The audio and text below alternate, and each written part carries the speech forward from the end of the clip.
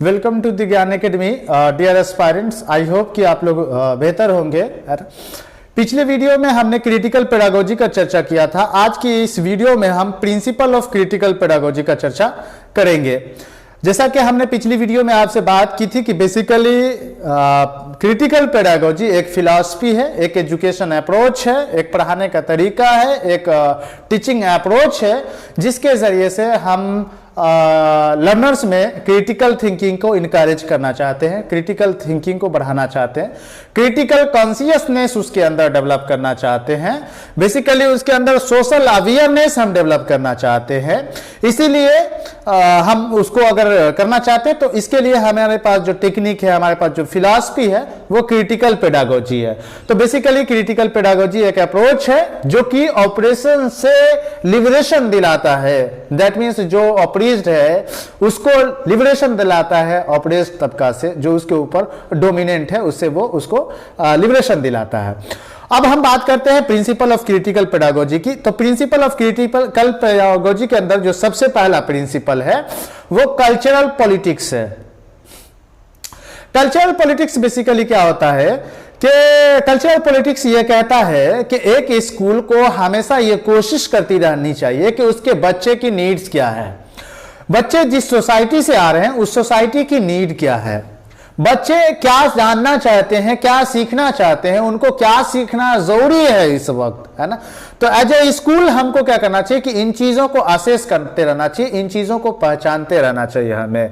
तो बेसिकली जो cultural politics है वो कल्चरल पॉलिटिक्स हमें स्कूल को ये बताता है कि भाई आपको जो है कि हमेशा इस बात की कोशिश करती रहनी चाहिए, असेस करते रहना चाहिए कि आपके बच्चे की नीड्स क्या है, अपने बच्चे की जरूरियात क्या है, उसी के मुताबिक आपको एजुकेशन देना चाहिए, उसी के अनुसार आपको तो शिक्षा जो है बच्चों को देना है। इट मीन्स ये कि कल्चरल पॉलिटिक्स को बेसिकली एक ऐसा जगह होना चाहिए, कल्चरल पॉलिटिक्स के अंदर स्कूल को एक ऐसी जगह होनी चाहिए जो बच्चे के सर्वांगीण विकास के लिए हमेशा कोशिश करता रहे, हमेशा कोशा रहे। तो ये हमारा कल्चरल पॉलिटिक्स है। उसके बाद पॉलिटिकल इकोनॉमी है। पॉलिटिकल इकोनॉमी के अंदर ये होता है, जैसे आप लोग देखा होगा आप लोगों ने स्कूल और यूनिवर्सिटी के अंदर या कॉलेजेस के अंदर कि कोई पर्टिकुलर स्टूडेंट का गिरोह होता है या पर्टिकुलर स्टूडेंट्स होते हैं जिसको सब कोई तवज्जो देता है, जबकि बाकी के जो स्टूडेंट्स होते हैं वो मार्जिनलाइज्ड हो जाते हैं, उनके जो नीड्स है, उनकी जो कंसर्न है उस पर हम ध्यान ही नहीं देते हैं, है ना।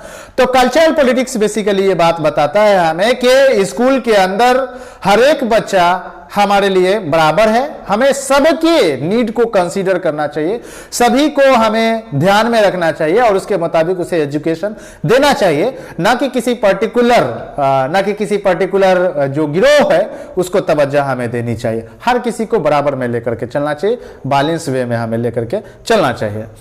इसके बाद हमारे पास एक प्रिंसिपल आता है हिस्टोरिसिटी ऑफ नॉलेज का।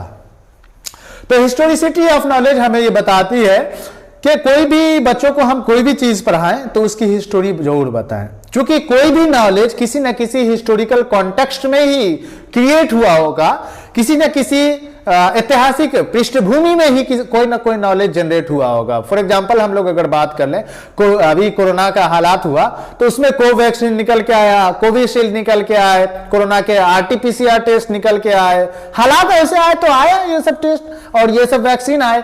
तो एक चूंकि ऐतिहासिक पृष्ठभूमि जो बच्चों को आप बताएंगे तो बच्चा एक्चुअली में सिचुएशंस को समझ पाएगा कि किस सिचुएशंस में वो नॉलेज जनरेट हुआ था। तो उसके साथ भी अगर किसी तरीके की सिचुएशंस आती है तो वो उस तरीके के नॉलेज जनरेट कर पाएगा। इसलिए बच्चों को कोई भी चीज आप पढ़ाइए उसकी हिस्टोरी जरूर बताइए बच्चों को। इसके बाद नेक्स्ट हमारा प्रिंसिपल आता है dialectical theory. Dialectical theory basically हमें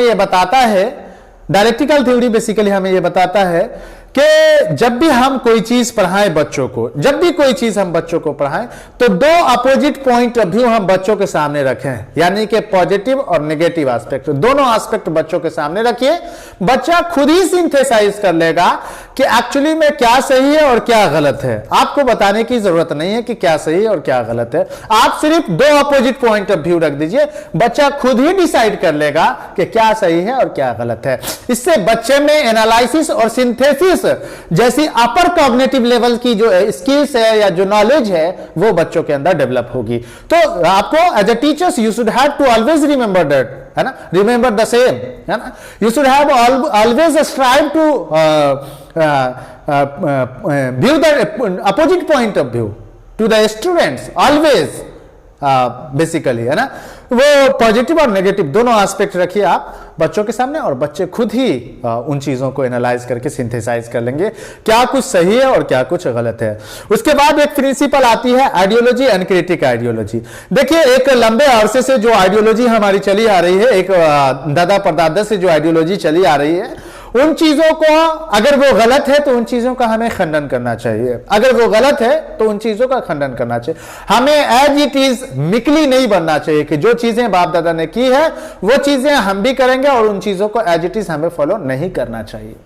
हमें यह हमेशा कोशिश करती रहनी चाहिए कि अगर कोई चीज गलत है तो उसको गलत कहना चाहिए, अगर कोई चीज सही है तो वो सही कहना चाहिए। तो जो आइडियोलॉजी एक वर्षों से चली आ रही है, अगर वो आइडियोलॉजी गलत है तो उसका क्रिटिक कीजिए, उस आइडियोलॉजी की आलोचना कीजिए और अपनी एक आइडियोलॉजी डेवलप कीजिए, अपनी एक आइडियोलॉजी बनाइए। जी, एक स्टूडेंट से, पाउलो फ्रेरे ये स्टूडेंट से कहते हैं कि आपको ना किसी की आइडियोलॉजी को फॉलो करने की जरूरत नहीं है, आप अपनी आइडियोलॉजी खुद ही डेवलप करो, आप अपनी लर्निंग प्रोसेस में अपना नॉलेज खुद ही जनरेट करो। आपको बेसिकली हम इतना कॉन्शियस बनाना चाहते हैं, हम आपको बेसिकली इतना स्किलफुल बनाना चाहते हैं, अवेयरनेस बनाना चाहते हैं कि आप जिंदगी के तमाम तर फैसले खुद ही लो, तुम्हारी जिंदगी में असरअंदाज करने वाला कोई ना हो, तुम खुद ही अपनी जिंदगी के सब चीज के मालिक बनो। बेसिकली पॉलिटिकली एक्टिव बनाना चाहते थे, सोशली अवेयरनेस बनाना चाहते थे, प्रॉब्लमेटिक सेंटर्ड होना चाहते थे, है ना। वो कहते थे कि बेसिकली ऐसे नॉलेज बच्चों को प्रोवाइड किया जाए जिसके जरिए से वो रियल लाइफ की प्रॉब्लम को सॉल्व कर पाए। उसके बाद एक हमारा प्रिंसिपल आता है हेगेमनी का। हेगेमनी क्या होता है? बेसिकली जब एक पर्टिकुलर कल्चर किसी दूसरे कल्चर्स पे डोमिनेंट हो जाए तो इसको हम लोग हेगेमनी कहते हैं। जैसे आपने महसूस किया होगा या महसूस ना किया होगा तो और भी बहुत अच्छी बात है, बट आमतौर पे ऐसा होता है कि अगर कोई मुस्लिम अदारा है तो वो मुस्लिम अदारा क्या करेगा कि वहां की जो रीति रिवाज है, जो कल्चर्स है, वो गैर मुस्लिम बच्चों पे थोपने की कोशिश करेगा। उसी तरीके से गैर मुस्लिम अदारा है, कोई इंस्टीट्यूशंस है, तो वो मुस्लिम बच्चों पे अपनी कल्चर्स को थोपने की कोशिश करेगा, डोमिनेट करने की कोशिश करेगा। तो बेसिकली जब एक कल्चर्स दूसरी कल्चर्स पे डोमिनेंट हो जाए, प्राइमरली यही हो जाए कि हमें इसी कल्चर्स को फॉलो करना है, तो इस हालत को हम लोग हेगेमनी कहते हैं। इसीलिए नेक्स्ट प्रिंसिपल में पाउलो फ्रेरे ने कहा रेसिस्टेंस एंड काउंटर हेगेमनी है, कि जो हेगेमनी इस तरीके की बरकरार हो गई उसको रेसिस्टेंट करो, उसको रोको, उस पर रोक लगाओ और काउंटर करो उस हेगेमनी का, यानी क्या, उसकी आलोचना करो, उसको काउंटर करो। कोई भी कल्चर्स इतना इंपॉर्टेंट नहीं होना चाहिए कि कोई दूसरे स्टूडेंट्स को उस कल्चर्स को अपनाने पर मजबूर करे। कोई भी कल्चर्स इतना डोमिनेंट नहीं होना चाहिए, कोई भी कल्चर। बेसिकली स्टूडेंट्स जिस कल्चर्स का है उसको जो कल्चर्स फॉलो करना है उसे फॉलो करने दीजिए, उसको रोकने वाला कोई नहीं होना चाहिए। तो हेगेमनी बेसिकली उस सिचुएशंस को कहते हैं, उस कंडीशंस को कहते हैं जिस कंडीशंस में कोई पर्टिकुलर कल्चर किसी पर्टिकुलर कल्चर पे डोमिनेंट हो जाए, उस स्थिति को हम लोग हेगेमनी कहते हैं। और फिर उसको काउंटर करना है ना, रेसिस्टेंस एंड काउंटर हेगेमनी भी हमने आपको बताया। उसके बाद प्रैक्टिस है, डायलॉग है एंड कंसंट्रेशन। प्रैक्टिस बेसिकली हमारे पढ़ाने का एक तरीका है, एक मेथड है जिसके जरिए से हम थ्योरी, लेसन, स्किल, प्रैक्टिस सब चीज को साथ में लेकर के चलते हैं। हम फर्दर इस पॉइंट को क्लियर करेंगे आपसे, फर्दर हम बात करेंगे इस पे, इसी वीडियो में आगे हम बात कर रहे हैं। दूसरी बात यह है कि डायलॉग टीचिंग लर्निंग की प्रोसेस में सवाल जवाब होने चाहिए। सवाल जवाब से बच्चों में सोचने का और सोचकर उत्तर देने की सलाहियत बढ़ती है, योग्यता बढ़ती है। और हमारी एजुकेशन का एक मकसद यह भी है कि बच्चों में सोचने समझने की सलाहियत, है ना, आलोचनात्मक चिंतन, तर्कपूर्वक चिंतन, तर्क संगत चिंतन, इन सबको हम डेवलप करना चाहते हैं। और इसके डेवलप करने के लिए ये जरूरी है कि एजुकेशन में हम सवाल जवाब करें, डायलॉग करें, है ना, और इसके जरिए से हम एजुकेशन को फर्दर कंटिन्यू करें, है ना। अब चूंकि ये प्रिंसिपल थे, 7-8 प्रिंसिपल हमने क्रिटिकल पेडागोजी के आपको बताए, जिससे आपको क्रिटिकल पेडागोजी को समझने में और भी आसानी होगी, है ना।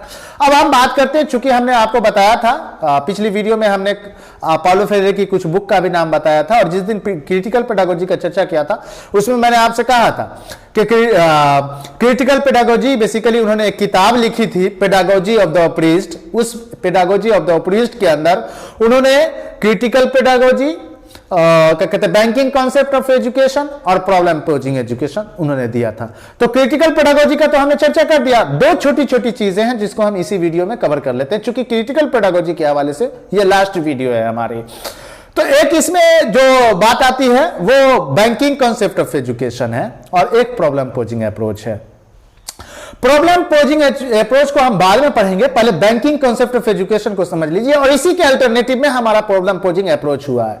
Basically banking concept of education को पाउलो फ्रेयर ने कहा, उस समय जो ट्रेडिशनल एजुकेशन मेथड्स थे जिसमें लर्नर्स को एज एम्प्टी अकाउंट समझा जाता था, लर्नर्स को रिसिपिएंट लर्नर समझा जाता था, मिकली लर्नर समझा जाता था, तो उसमें क्या होगा कि उस समय की जो शिक्षण विधियां थी, जो टीचिंग मेथड्स थे, जिसके जरिए से टीचर्स अपने आप को नॉलेजेबल मानता था और नॉलेजेबल मान करके बच्चों के ऊपर नॉलेज को डिपॉजिट करता था, इसीलिए उन्होंने इसको बैंकिंग कॉन्सेप्ट ऑफ एजुकेशन कहा है। तो banking concept of education basically क्या है, एक ट्रेडिशनल एजुकेशन मेथड था जिसमें टीचर्स अपने आप को नॉलेजेबल कंसीडर करता है और वो नॉलेज उस व्यक्ति को देता है जो कि नॉलेजेबल नहीं है, यानी कि जो एम्प्टी अकाउंट है, यानी कि स्टूडेंट है ना। तो बैंकिंग कॉन्सेप्ट ऑफ एजुकेशन में बेसिकली क्या होता है कि टीचर सब कुछ जानता है, स्टूडेंट कुछ भी नहीं जानता, ऐसा माना जाता है ना। Basically banking concept of education में टीचर सब कुछ सोचता है, स्टूडेंट सिर्फ उसको फॉलो करता है मेकली, है ना। बैंकिंग कॉन्सेप्ट ऑफ एजुकेशन में सिर्फ टीचर बोलता है, स्टूडेंट सुनता है।